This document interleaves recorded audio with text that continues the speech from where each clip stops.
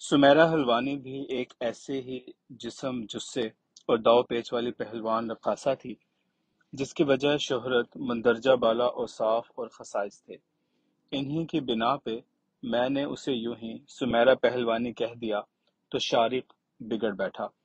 تم حلوانی کی بجائے پہلوانی کہہ کر مصر بلکہ دنیائے عرب کی مایہ ناز اور قیمتی ترین فنکارہ کی توہین کے مرتکب ہو رہے ہو۔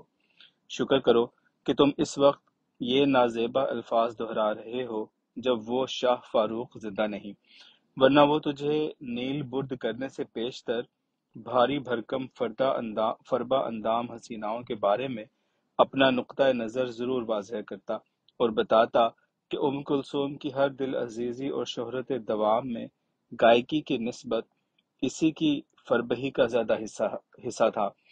شاہ ایران کے دور میں ماؤشان تہران و تبریز نے نازک اندامی اور سبک تنی کے خاطر فاقے فغاں اور جسموں پہ تسمے کسنے شروع کر دیے تھے کہ شاہ بلوط سی کشیدہ قامتی پسند کرتا ہے، شمشاد شیشم کے فروتنی نہیں۔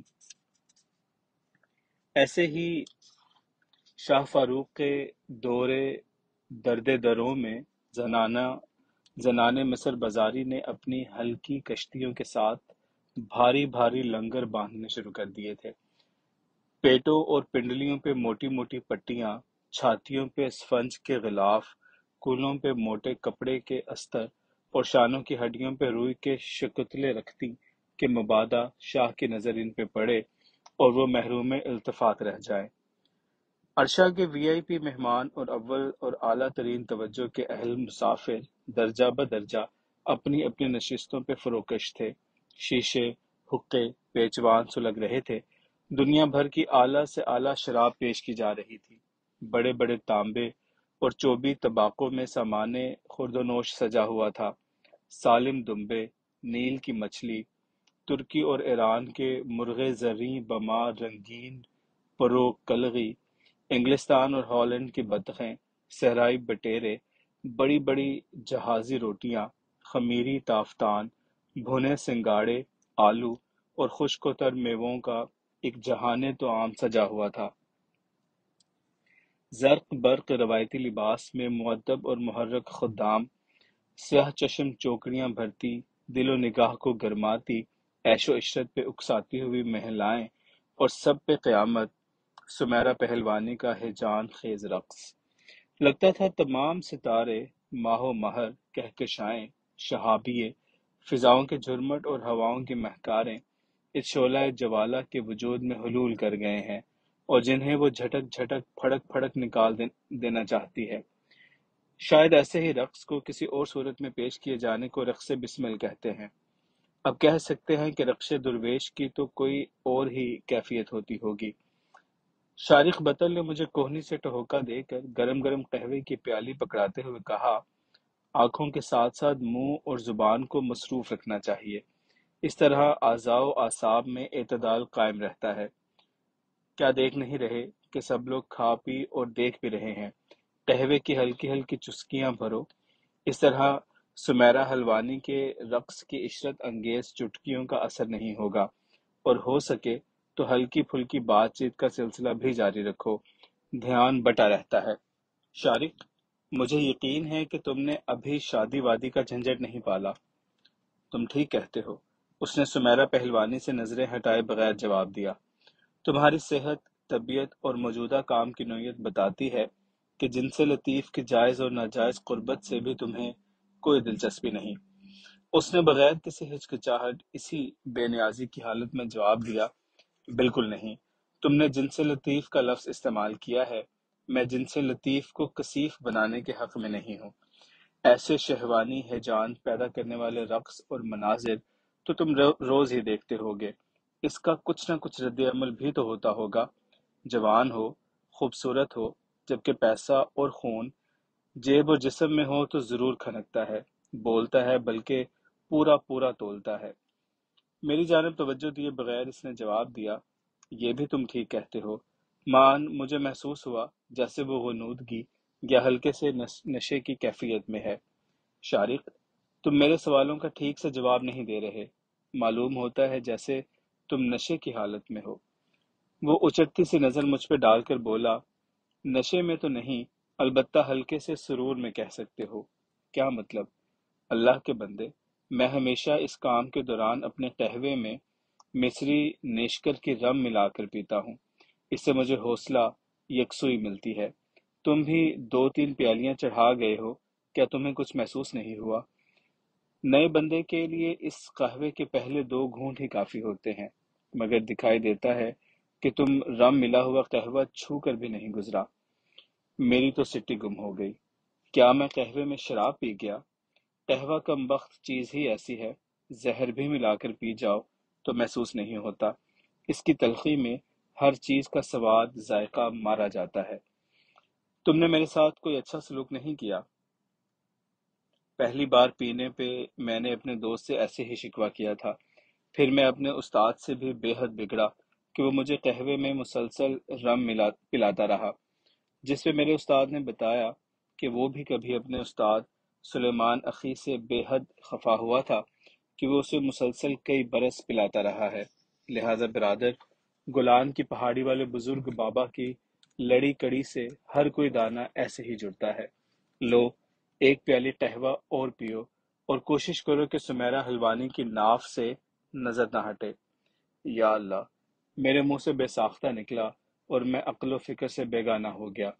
باقی بعید جو کچھ ہوا وہ میرے فہم و فکر سے ماورا تھا۔ نمی فقیری دا دھواں تے کچی یاری کا بھانبڑ۔ 7 راتوں اور 6 دن کا سفر میرے لیے کئی جنموں پہ بھاری تھا۔ یہی مجھے معلوم ہوا کہ خود کو لکانا چھپانا کتنا کٹھن ہوتا ہے۔ اس کی مثل یوں کہ کسی مفلس اور نادار کے ہاتھ اگر کہیں سے کوئی خزانہ ہاتھ لگ جائے تو پھر کیا کچھ ہو سکتا ہے۔ یہی کہ اگر وہ سیانت سے کام لے کر اسے چھپا جائے، کسی کو کانوں کان خبر نہ ہونے دے، اور پھر دھیرے دھیرے اپنی جائز ضرورت کے مطابق خرچ کرے، اپنا پہلے والا چلن، طور طریقہ اور حال حلیہ نہ بدلے، اس طرح وہ قارون کا خزانہ بھی ہو تو پچا جائے گا۔ دریں صورت وہ غاضبوں، حاسدوں کی نگاہ میں پڑ کر سب کچھ ضائع کروا لے گا۔ کھایا پیا اور کمایا، انہیں لکانا چھپانا بڑا مشکل کام ہوتا ہے۔ فقیر اپنی فقیری، درویش اپنی درویشی اس طرح چھپاتے ہیں جس طرح کوئی کنواری کنیا اپنے پرم پریم کا پیٹ چھپاتی لکاتی پھرتی ہے۔ خود کو ملامت کے کوڑے مارنا کچھ ایسا آسان بھی نہیں۔ کہا گیا، جو گم وہ گوہر، جو ظاہر وہ زہر۔ یہ فقیر، یہ درویش، ملامتی چپ گپ میں سلامتی۔ کیا سمجھے کوئی کہ شاہ حسین حالت جزم میں جامع بکف میر اقسم داتا حجویری رحمۃ اللہ علیہ کے سامنے منصور و حلاج کا کھلی آنکھوں سے اپنے اعضاء کٹتے دیکھنا، قیمہ اور قتل کروانا، الٹی کھال اتروانا ولی کا مسلک نہیں، کسی فقیر درویش کا منصب ہے۔ تسبیح بکف ہونا کچھ، جامع بکف ہونا اور، فقیری اور درویشی کی راہ تو کوہ رسوائی سے ہو کر نکلتی ہے۔ تف تف، ہف ہف، ہنگام، دشنام، ٹھڈے، ٹھوکریں، رسوائیاں، جگ ہسائیاں، تعزیریں، عقوبتیں، فتوے، حدیں، سرحدیں، کوڑے، زنجیریں، مقتل اور دار و رسن، یہ سب کچھ انہی کے لیے تو ایجاد ہوا۔ ولی تو ایک نگاہ سے بن جاتا ہے، ماں کی دعا سے بن جاتا ہے، آنکھ کی حیا سے بن جاتا ہے، مگر فقیر اور درویش تو سزا سے بنتا ہے، جفا اور قضا سے بنتا ہے۔ اسے ملامت میں اور ملامت کے لیے بنایا جاتا ہے۔ یہ ولیوں، قطبوں، غوثوں کا نظر بٹو ہوتا ہے۔ یہ مخلوق خدا کے لیے بیگار کا ٹٹو ہوتا ہے۔ یہ چٹوروں کے لیے چٹو اور اپنے خاندان والوں کی نظر میں نکما نکھٹو ہوتا ہے۔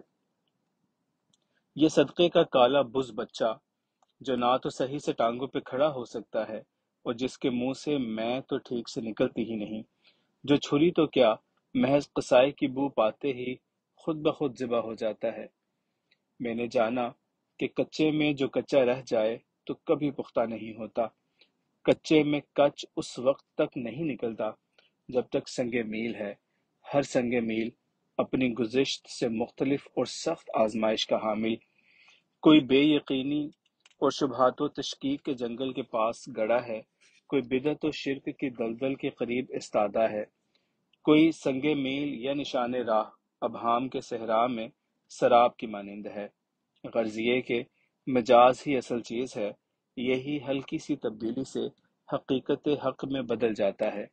رانجھا رانجھا کہندی خود ہیر رانجھا بن جاتی ہے تو مجاز اور حقیقت کا مسئلہ ہی باقی نہیں رہتا، بس حق حق ہی ہوتا ہے، کوئی دوئی ووئی باقی نہیں بچتی۔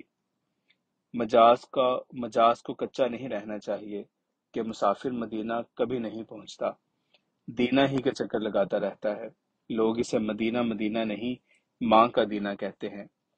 گھوڑا کچا رہ جائے تو خچر بن جاتا ہے، خچر کچا رہ جائے تو دھچر بن جاتا ہے، نر کچا رہ جائے تو زندگی کے وظائف و خسائل میں خر بن کر رہ جاتا ہے، ناری کچی رہ جائے تو وہ واسنا اور نفسانی خواہشات کی دو دھاری کٹاری بن جاتی ہے۔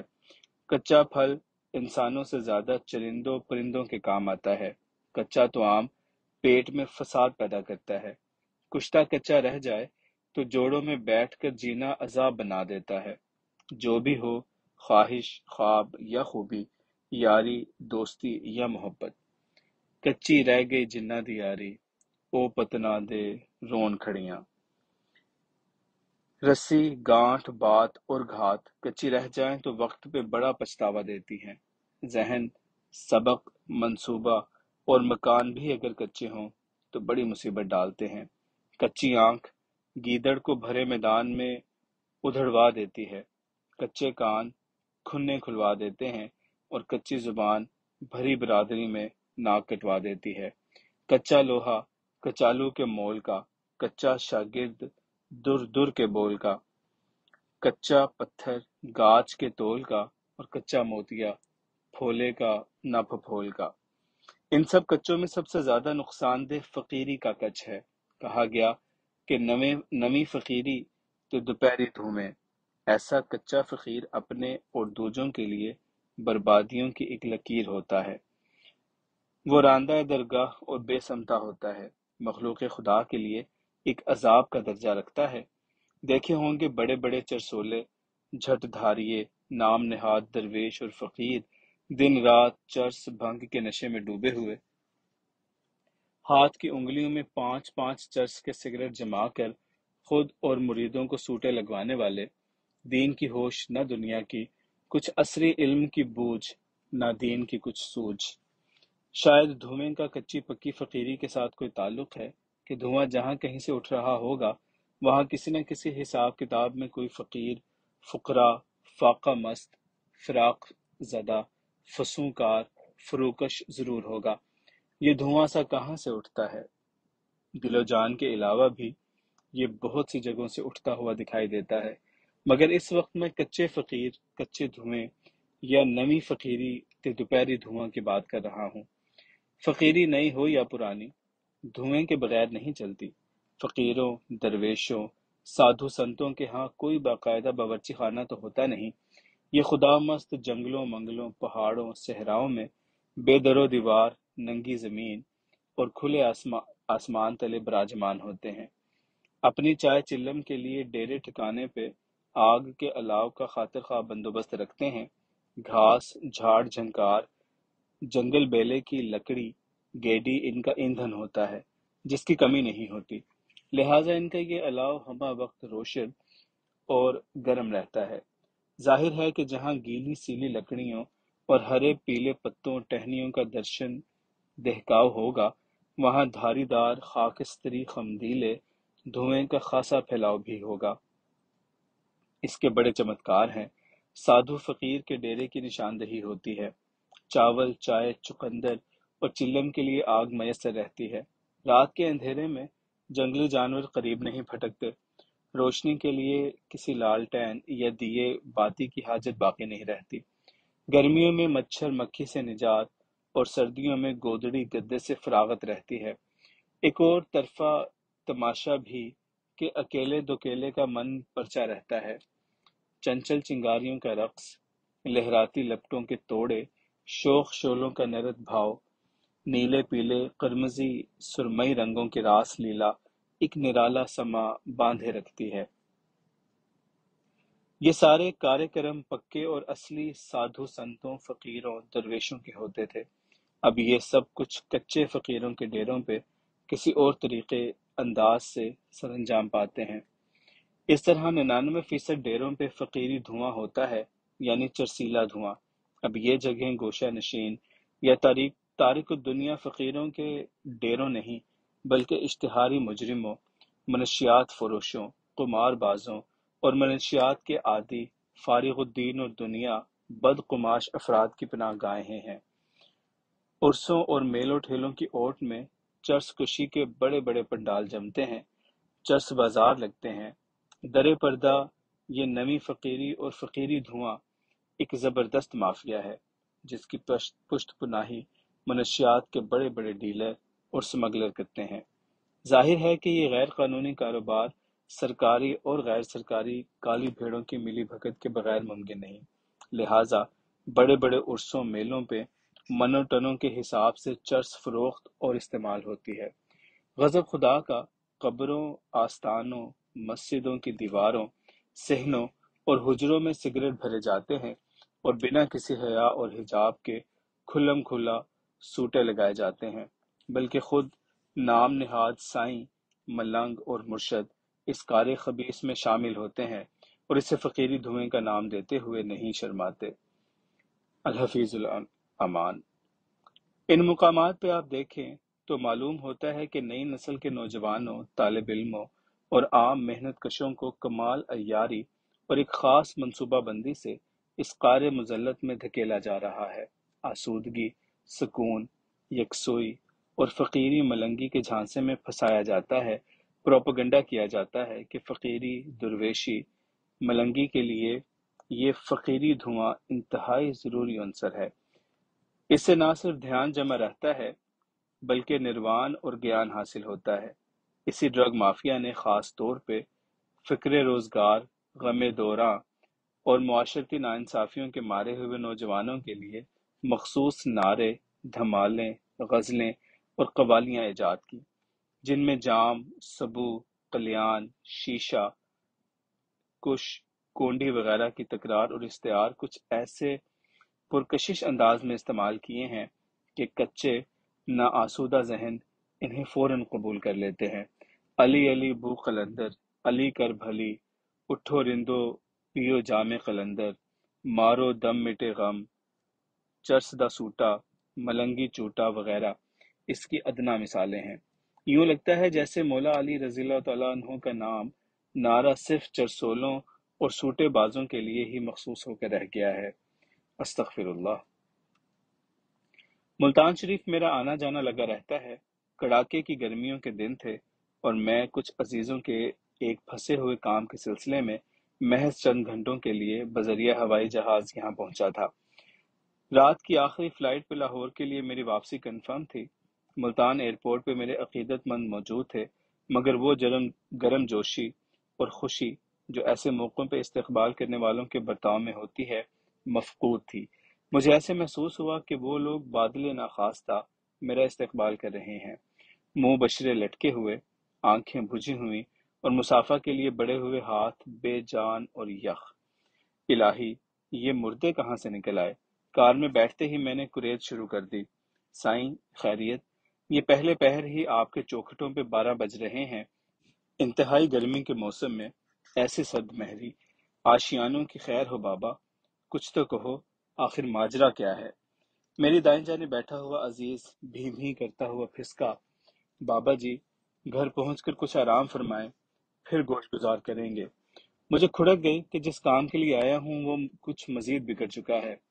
تینوں افراد گم سم منہ میں گھنگھنیاں ڈالے ہوئے تھے۔ میری طبیعت اوب سی گئی۔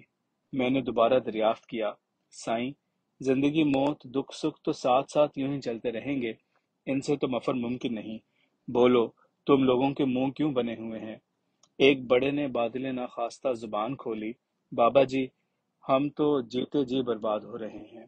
کوئی مر جائے تو صبر آ جاتا ہے، لیکن اگر کوئی لمحہ لمحہ سسک سسک کر مرے تو کسی طور چین آتا ہے نہ صبر، وہ ہلکی ہلکی سسکیوں کی گرہیں لگانے لگا تھا۔